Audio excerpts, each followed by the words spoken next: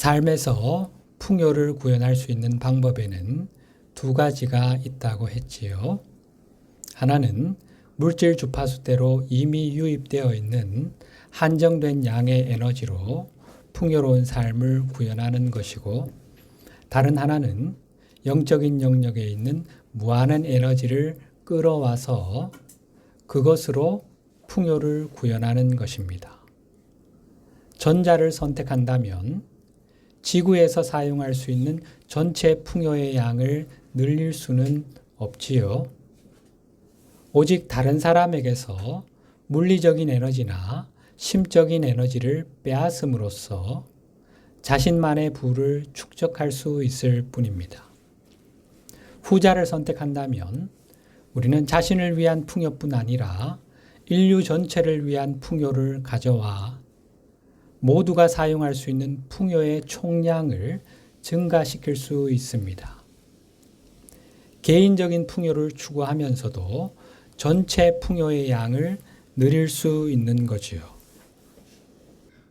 이 두 가지 선택지 중 하나를 선택하는데 도움이 될 만한 이야기로 오늘의 강론을 시작해 보려고 합니다. 세상에는 돈을 쉽고 빠르게 버는 방법을 가르쳐 주겠다고 하는 구루들이 있습니다. 이들 대다수는 거짓 교사들인데 그 이유를 살펴보십시다. 우리 마음에는 어머니 빛 위에 어떤 이미지를 투사하여 그 빛이 특정한 형태를 취하게 할 수 있는 능력이 내재되어 있다고 했지요. 하나님께로부터 부여받은 창조력이지요.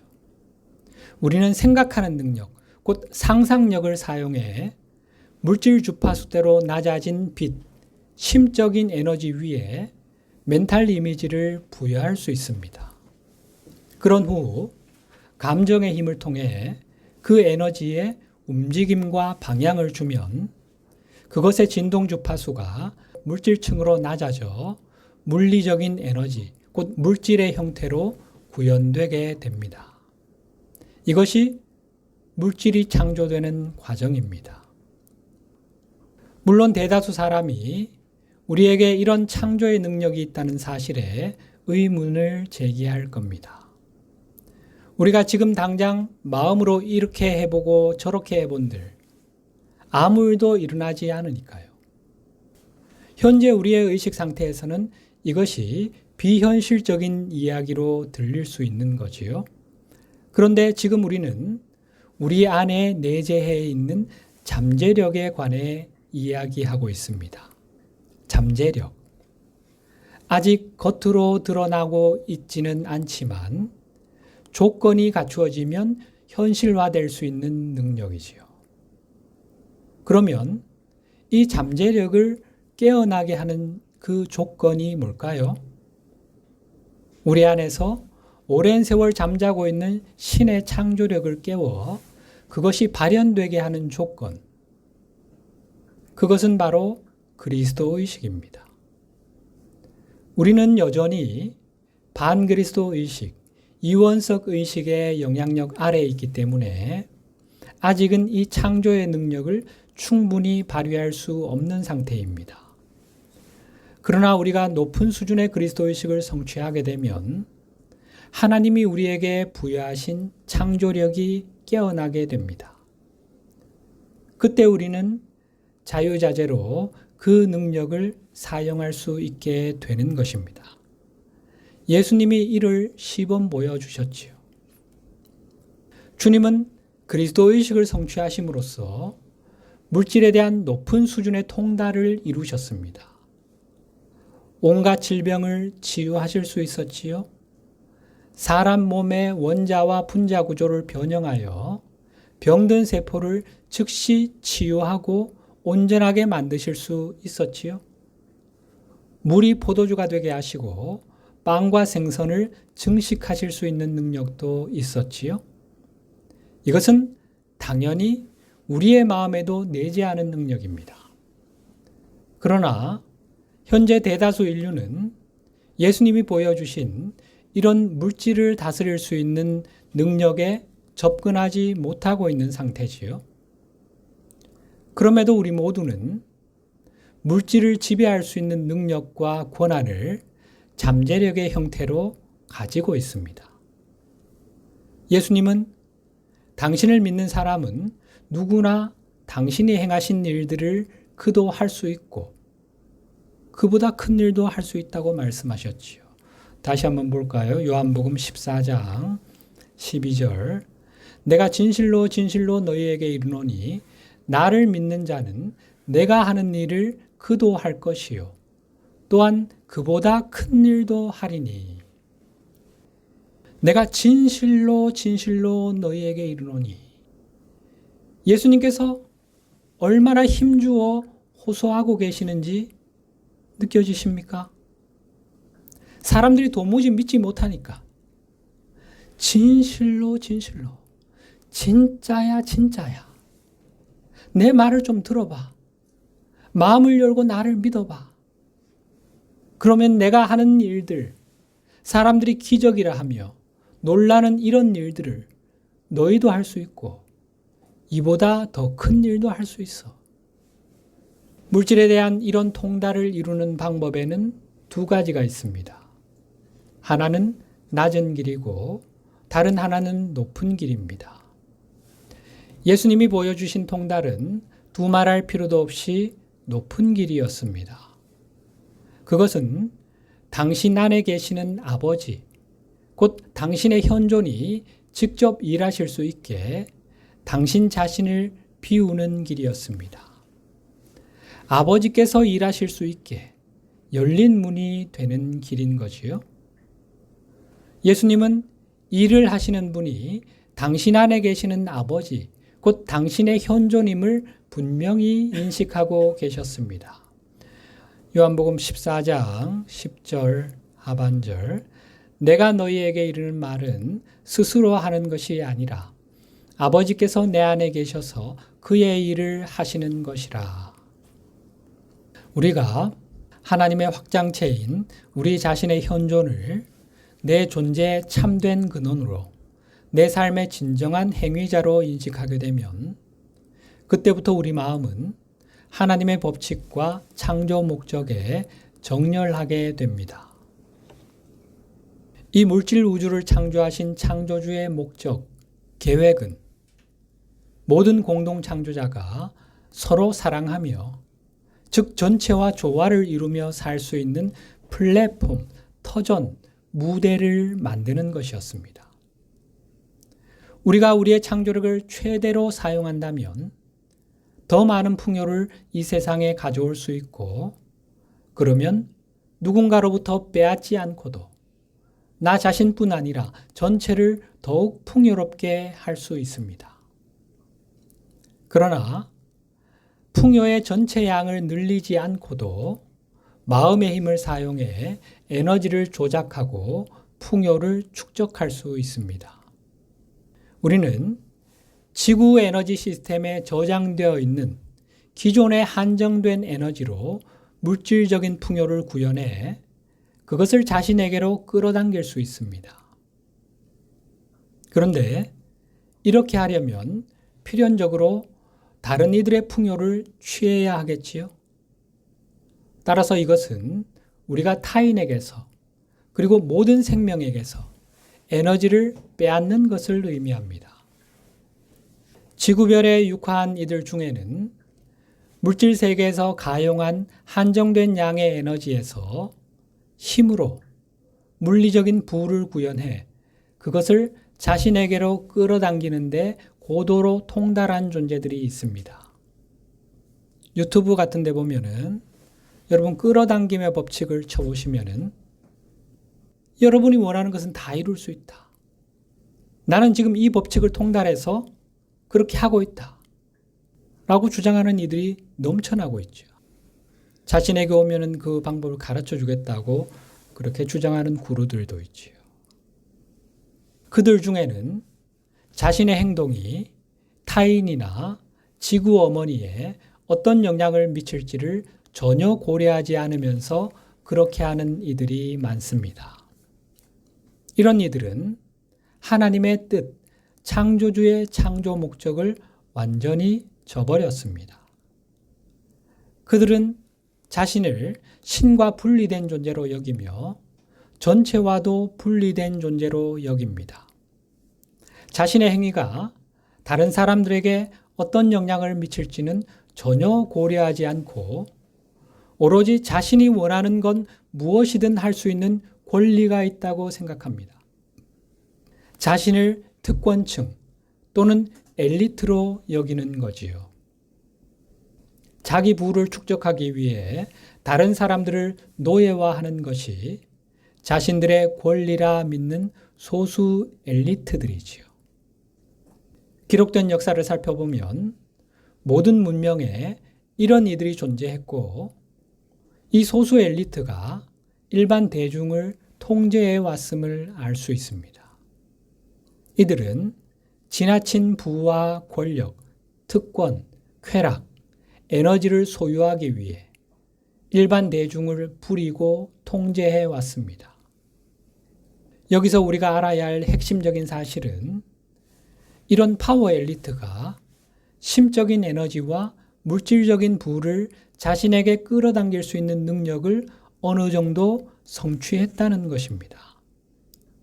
거짓말은 아니라는 겁니다. 실제로 이런 능력을 성취한 이들이 있다는 겁니다.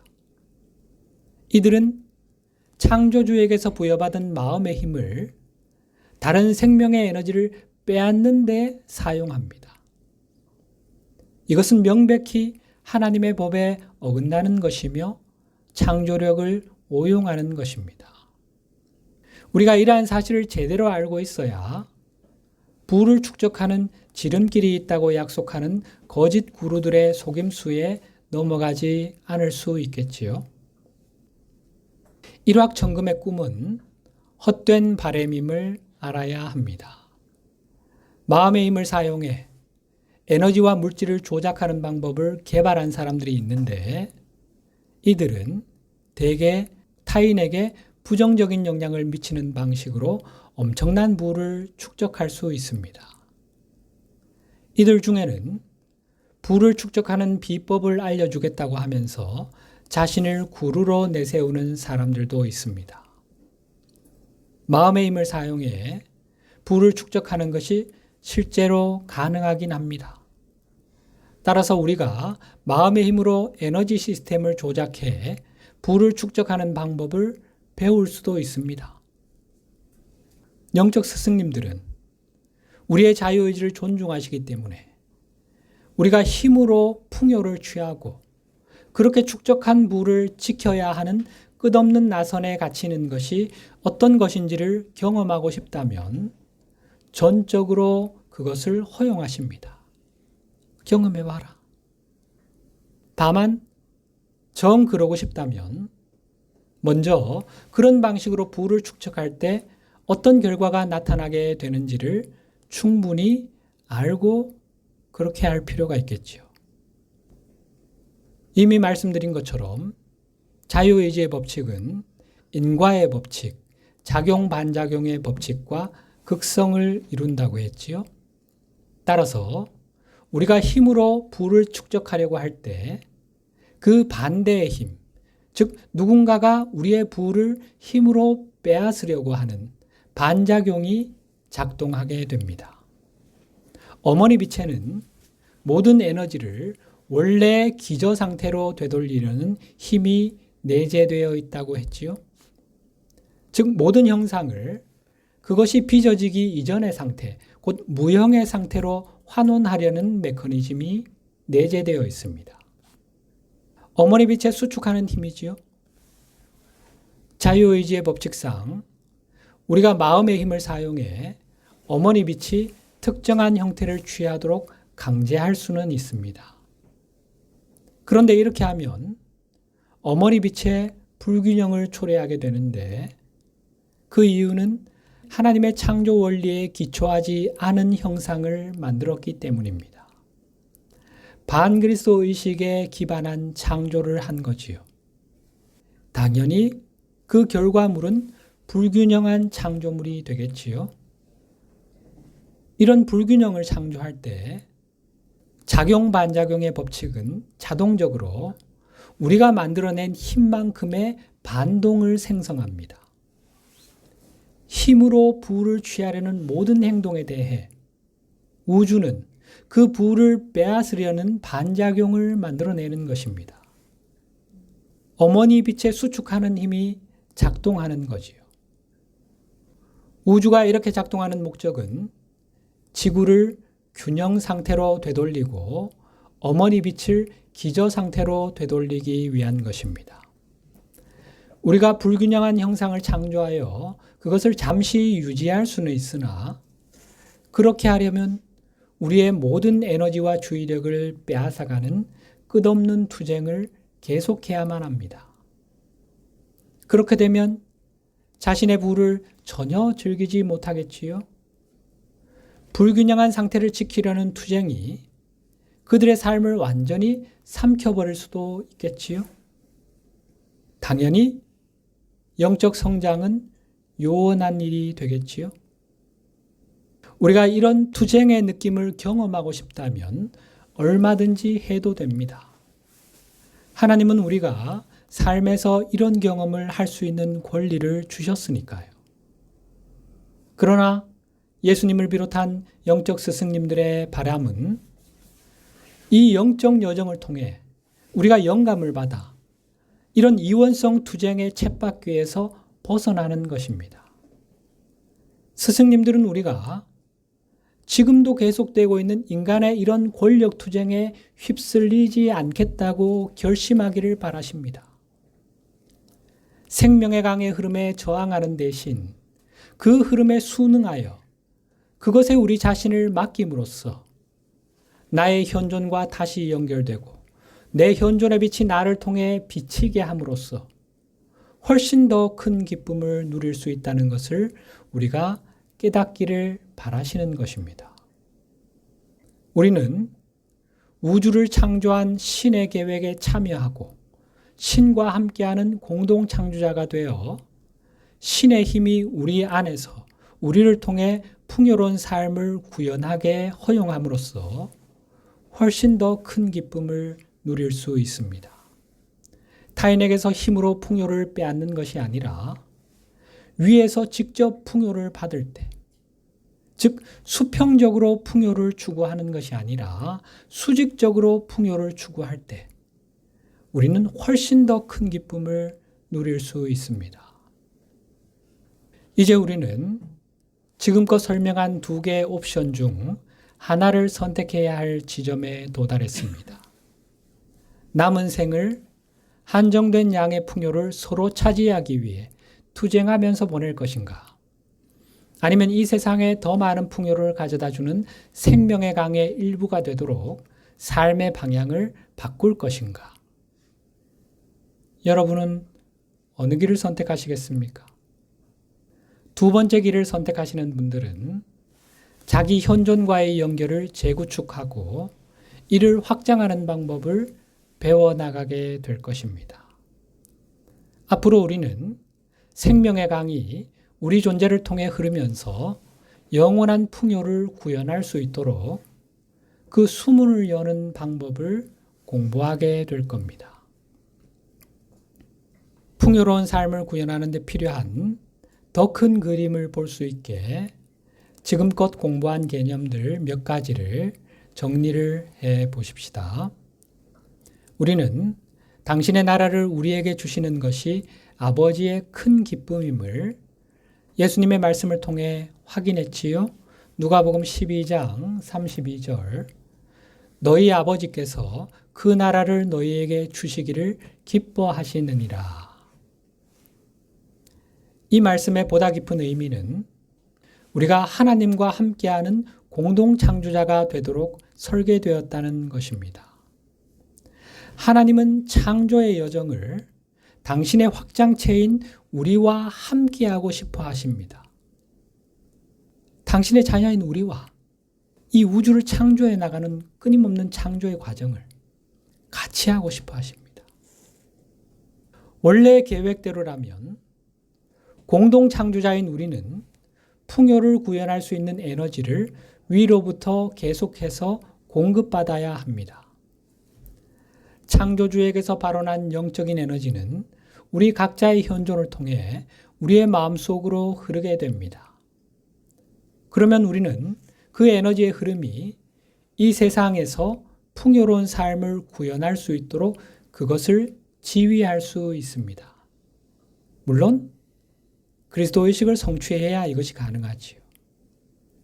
이것이 우리가 신과 함께하는 공동창조자로서의 역할을 수행하는 방법이며, 이렇게 함으로써 우리는 하나님이 부여하신 창조력을 향상시킬 수 있습니다. 그런 후 자아를 통달하고 물질 우주를 통달하여 하나님의 나라가 지상에 실현되는 것을 도울 수 있습니다. 이것이 공동창조자의 역할입니다. 그런데 우리가 현재 풍요로운 삶을 누리지 못하고 있는 이유는 이 본래의 역할을 잊어버렸기 때문입니다. 우리 인류는 신과 함께하는 공동창조자로서의 참된 정체성을 잊어버린 상태지요. 대신 우리는 신과 분리된 존재, 곧 필멸의 인간이라는 거짓 정체감, 가짜 자아감을 받아들인 상태입니다.